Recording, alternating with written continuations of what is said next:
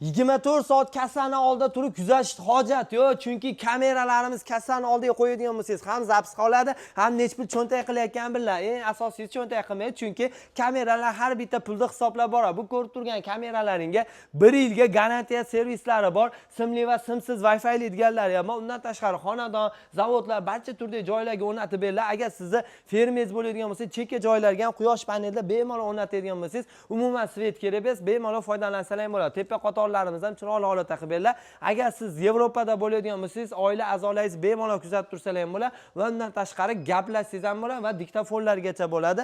Damofon deganlarga damofonlarni ham chiroyli holatda qilib beriladi. Endi menga sekret kamera kerak, shunaqa kichkinasidan deganlarga ham 50 kungacha ham zaryad etadi, ham zaps qilib beradigandan bo'ladi va odamni aniqlaydigan, mashinani aniqlaydiganlargacha, nomerlargacha chiqarib beradigan kameralar optim joyda turibmiz.